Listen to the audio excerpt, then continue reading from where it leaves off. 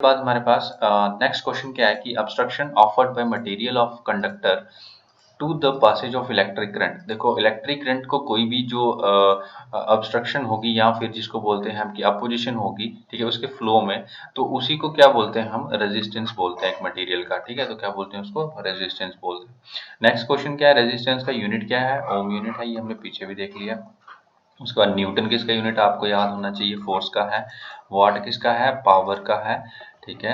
और उसके बाद जूल किसका है, एनर्जी का है, या फिर वर्क डन का है, दोनों का सेम यूनिट होता है, ठीक है। उसके बाद हमारे पास नेक्स्ट क्या है, आपको करंट दिया हुआ है और उसके बाद हमारे पास पोटेंशियल डिफरेंस भी दिया हुआ है, आपको रेजिस्टेंस निकालनी है उस करंट कंडक्टर की। तो आप ये सिंपल से आप ओम्स लॉ को यूज कर लो, V equals to I R. तो इसमें कुछ भी नहीं है, क्योंकि मैक्सिमम जब आप एग्जाम्स देते हो ना, तो वहाँ पे सिर्फ बेसिक चीज़ों को ही मोस्टली कवर किया जाता है, क्योंकि आपका सिलेबस बहुत वास्ट होता है। तो ये जो सिंपल सिंपल लॉज हैं, ये भी बहुत कम बच्चे ही याद रखते हैं, ठीक है, क्योंकि जब आपका सिलेबस बहुत वास्ट होता है तो आप बहुत सारी चीज़ों को स्किप कर देते हो।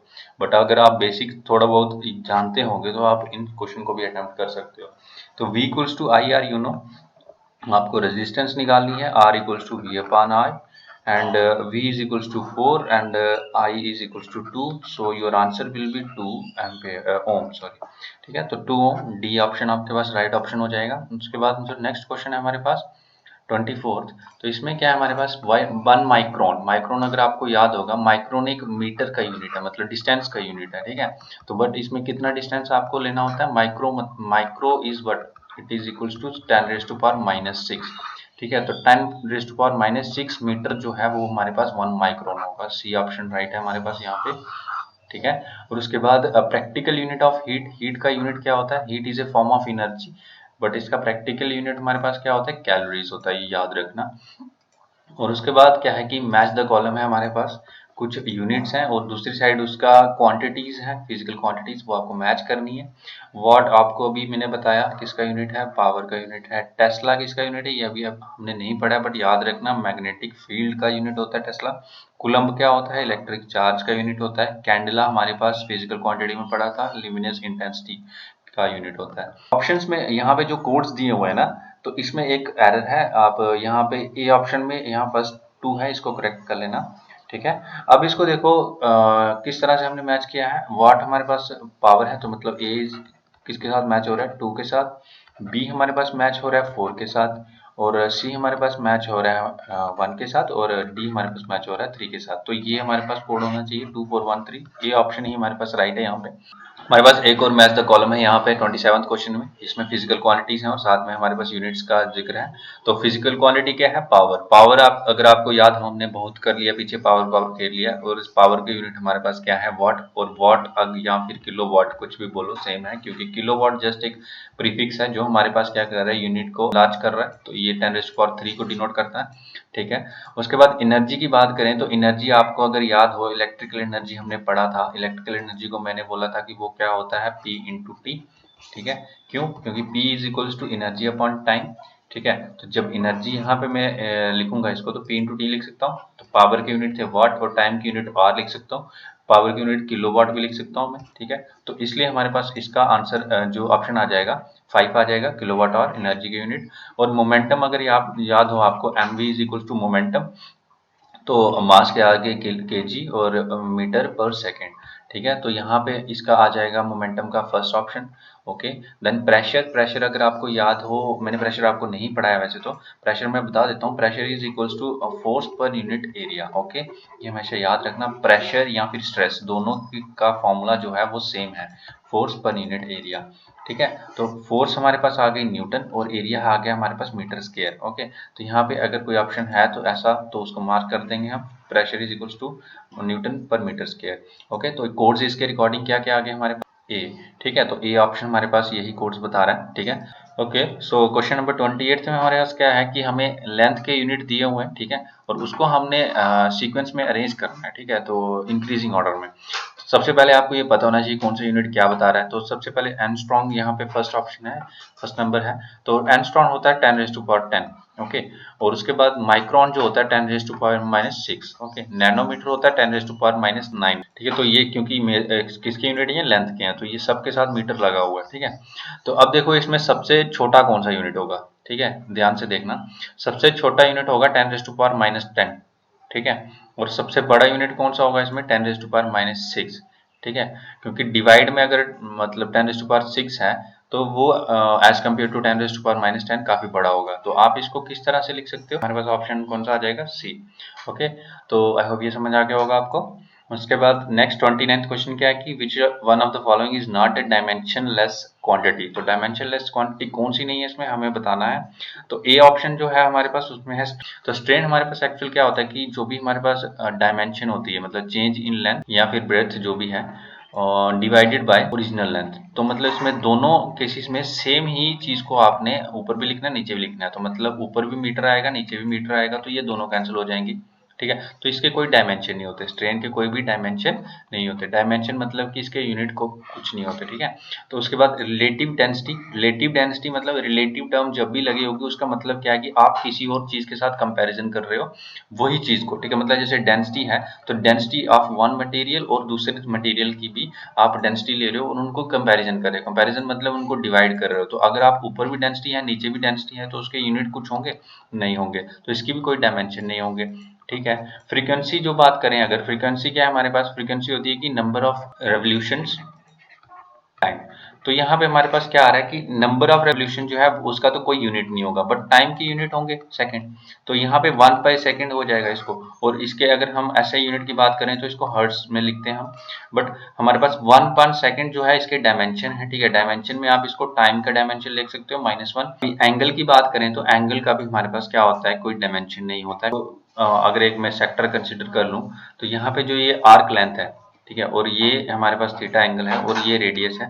तो जब आप इसको थीटा की वैल्यू लिखोगे तो ये क्या होती है, S/R होती है। दोनों हमारे पास मीटर में है तो ये भी मीटर मीटर कैंसिल हो जाएगा, तो इसलिए हमारे पास इसका कोई डायमेंशन नहीं होता है, ठीक है। तो एंगल का भी कोई डायमेंशन नहीं होता है। तो आपको सिर्फ और सिर्फ यहाँ पे इस ऑप्शन में फ्रीक्वेंसी का ही डायमेंशन देखने को मिल रहा है। तो आई होप आपको ये समझ आ गया होगा, ठीक है। तो अगर कोई भी डाउट होगा you can ask in the comment section. Question number 30 में हमारे पास हमें पूछा गया है कि जितने भी ग्राफ हमारे पास है ऑप्शन में, इनमें से कौन सा ग्राफ में वन डायमेंशनल यूनिफॉर्म मोशन के बारे में बता रहा है।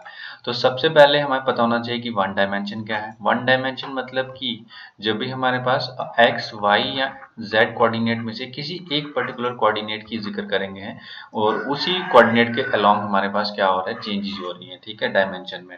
और बाकी जो दो एक्सिस हैं वो फिक्स है, उनमें कोई भी चेंज नहीं हो रही है, ठीक है। तो यूनिफॉर्म मोशन आपको पता है, यूनिफॉर्म मोशन मतलब क्या है कि equal distance in equal interval of time, ठीक है। वही हम देखेंगे। तो ग्राफ को समझने की कोशिश करते हैं एक एक करके। तो सबसे पहला जो ग्राफ है इसमें अगर आप देखो कि 0 सेकंड पे ही हमारे पास जो ऑब्जेक्ट है वो काफी हाई पोजीशन पे है किसी एक पर्टिकुलर मतलब एक्स डायरेक्शन में, वो मान लो ये 2 यूनिट पे है। बट उसके बाद जब जैसे जैसे टाइम बढ़ रहा है तो वो लीनियरली चेंज आ रही है डिस्टेंस में विद टाइम। तो ये वाला ग्राफ तो हमारे पास बता रहा है यहाँ से कि हाँ ये यूनिफॉर्म मोशन है और वन डायमेंशन ही है, क्योंकि हमारे पास सिर्फ और सिर्फ डिस्टेंस एक पर्टिकुलर डायरेक्शन में बता रहे हैं हम विद टाइम। तो बट जो ये यहाँ से 0 पॉइंट पे है, क्योंकि इसको कुछ अगर इस तरह से नीचे को गया होता तो ये हम बोल सकते थे कि हर एक टाइम इंटरवल में सेम डिस्टेंस कवर किया जा रहा है, बट यहाँ पे वो चीज़ नहीं है, तो इसलिए ये ऑप्शन हम कंसीडर नहीं करेंगे।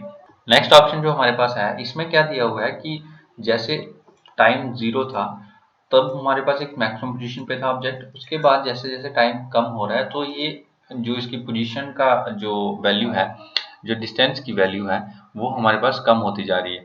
बट आप देखना यहाँ पे एक सडन डिस्टेंस जो है वो एकदम से कम हो रहा है, ठीक है, और यहाँ पे आके ये फॉल कर रहा है, ठीक है। तो ये भी एक लीनियर ग्राफ नहीं है, क्योंकि यूनिफॉर्म मोशन के लिए हमारे पास लीनियर ग्राफ होना चाहिए, मतलब एक स्ट्रेट लाइन होनी चाहिए इस तरह की, ठीक है, विद टाइम। तो वो हमें बताता है कि लीनियर ग्राफ है और यूनिफॉर्म मोशन है उसमें, ठीक है। और सी ऑप्शन जो हमारे पास है उसमें देखें तो उसमें भी कुछ इस तरह से है कि फर्स्ट पॉइंट पे वो एक हाई पोजीशन पे है, बट उसके बाद एकदम से वो फॉल कर रहा है, ठीक है, विद टाइम। और यहाँ पे तो ये भी हमारे पास नॉन यूनिफॉर्म मोशन है। तो डी ऑप्शन जो अगर हम देखें तो इसमें क्या हो रहा है कि विद टाइम जो हमारे पास डिस्टेंस में चेंजेस आ रही हैं वो हमारे पास इक्वल है, ठीक है। तो और उसके बाद ये वन डायमेंशनल तो है ही, ठीक है। तो ये हमारे पास राइट ऑप्शन है, ठीक है। नेक्स्ट क्वेश्चन जो हम करेंगे उसमें क्या है हमारे पास, जो ये शेडेड एरिया है, ठीक है, वो क्या चीज को रिप्रेजेंट करता है वेलोसिटी टाइम ग्राफ में। तो वेलोसिटी टाइम ग्राफ में जो शेडेड एरिया होता है वो हमें देता है क्या, डिस्प्लेसमेंट, ठीक है। याद रखना इस चीज को। अगर यहीं पे हमारे पास स्पीड टाइम ग्राफ होता तो वो क्या चीज देता, आपको याद है होना चाहिए, वो देगा हमें डिस्टेंस, ठीक है। जैसे वेलोसिटी टाइम डिस्प्लेसमेंट देगा, स्पीड टाइम क्या दे देगा, डिस्टेंस दे देगा हमें, ठीक है। नेक्स्ट चीज जो है वो है असर्शन और रीजन के ऊपर है, ठीक है। आपको बताना है कि क्या ये दोनों राइट हैं या नहीं। तो सबसे पहले है असर्शन, क्या है कि डेंसिटी जो है एक डिराइव्ड फिजिकल क्वांटिटी है।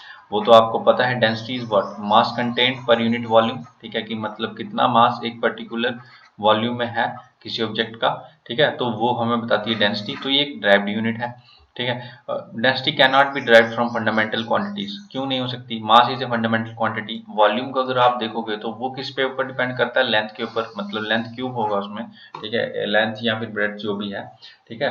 बट ये हमारे पास लेंथ के यूनिट्स के ऊपर डिपेंड करता है, तो मतलब इनडायरेक्टली ये हमारे पास किसके पास, फंडामेंटल फिजिकल क्वांटिटी के ऊपर डिपेंड कर रहा है। तो ये रीजन तो हमें यहीं से गलत लग रहा है, तो इसका हम ऑप्शन कौन सा लिखेंगे, assertion is correct but reason is incorrect। Question number 33 की तरफ चलेंगे अभी। तो इसमें हम बात करें तो हमारे पास क्या दिया हुआ है, एक स्फेरिकल बॉडी है, वो मूव कर रही है विद यूनिफॉर्म एंगुलर वेलोसिटी, ठीक है। तो आपको मैंने सर्कुलर मोशन पढ़ाया था, ठीक है, उसमें मैंने आपको ये सब चीजें पढ़ाई थी, ठीक है। सर्कुलर और सेंट्रीपिटल फोर्सेस वगैरह ये सब पढ़ाया था, तो उसमें बताया था मैंने आपको, ठीक है। The spherical video moves with uniform angular velocity omega around a circular path of radius R, which one of the following statement is correct, ठीक है। तो यहाँ पे जो स्टेटमेंट है इसमें से कौन सी करेक्ट है, ये जो बी वाली स्टेटमेंट है ना, a body has a radical acceleration omega square R directed towards the centre of path, ठीक है। तो आपको मैंने बताया था कि अब जब भी कोई एक बॉडी सेंट्रीपिटल फोर्स की वजह से सर्कुलर मोशन में है तो उसकी तरफ एक जो रेडियल एक्सेलेरेशन होगी वो कितनी होगी, ओमेगा स्केयर आर, ठीक है। ये आप अगर उस वीडियो में देखोगे लेक्चर नंबर 4 में, तो वहां से आपको क्लियर हो जाएगा क्यों ये वैल्यू होती है। अदरवाइज आप याद रख सकते हो कि सर्कुलर पाथ में कभी भी आपका अगर यूनिफॉर्म एंगुलर वेलोसिटी ओमेगा है तो आपके पास जो एक्सेलेरेशन रहेगी, रेडियल एक्सेलेरेशन, वो ओमेगा स्क्वायर आर रहेगी, ठीक है। नेक्स्ट क्वेश्चन में हमारे पास क्या है कि एक स्विंगिंग पेंडुलम है और आपको बताना है कि उस पेंडुलम में हमारे पास मैक्सिमम वेलोसिटी जो होगी वो कौन सी पोजीशन पे होगी। तो आपको अगर याद हो तो ये इसकी मीन पोजीशन होती है पेंडुलम की, और ये इसकी एक्सट्रीम पोजीशंस होती हैं जहां पर मैक्सिमम ये जाता है, ठीक है। इसकी मूवमेंट जो यहाँ से मैक्सिमम यहाँ तक जाती है, ये एक्सट्रीम पोजीशन होती है। और मैंने आपको ये केस भी पढ़ाया था। तो इसमें क्या है कि आपको मैक्सिमम जो एक्सेलेरेशन देखने को मिलती है, एक्सेलेरेशन क्या होता है, चेंज इन वेलोसिटी, तो जो मैक्सिमम चेंज इन वेलोसिटी देखने को मिलती है वो हमें देखने को मिलती है एक्सट्रीम पॉइंट्स पे, ठीक है। एक्सट्रीम पॉइंट पे हमें एक्सेलेरेशन जो होती है मैक्सिमम होती है। क्वेश्चन नंबर 35 एक न्यूमेरिकल है, ठीक है। तो इसमें क्या है हमारे पास कि कोई एक बॉडी है, उसको आप प्रोजेक्ट कर रहे हो वर्टिकली, तो वो कुछ टाइम के बाद अपने आप नीचे आ जाएगी, ठीक है। तो वो जो जितने टाइम के लिए वो पूरी हवा में रही उस चीज को आपने बताना है, तो इसी को बोलते हैं हम टाइम ऑफ फ्लाइट, ठीक है। अगर आपको याद हो हमने मोशन चैप्टर में पढ़ा था ये सब प्रोजेक्टाइल मोशन में पढ़ा था, ठीक है। तो इसका जो टाइम ऑफ फ्लाइट का फॉर्मूला होता है वो आपको याद हो तो 2u/g, ठीक है। तो g जो है हमारे पास ये है acceleration due to gravity which is 9.8 metre per second, ठीक है, स्क्वायर। तो उसके बाद u जो है ये वेलोसिटी है, जितनी वेलोसिटी से आप इनिशियली फेंक रहे हो उसको, तो वो हमारे पास 96 फीट दी हुई है पर सेकेंड। बस इसमें एक चीज करनी पड़ेगी, कभी भी आपको कोई भी फॉर्मूला यूज करना हो तो आपको यूनिट्स को सेम करना पड़ेगा। तो इसमें आप देखो तो यहाँ पे वेलोसिटी की यूनिट फीट पर सेकेंड है और एक्सेलरेशन के मीटर पर सेकेंड के है, तो फीट को आपको मीटर में कन्वर्ट करना पड़ेगा। 1 फीट जो होता है हमारे पास वो होता है 0.305 मीटर, ओके। तो ये हमारे पास आ गया।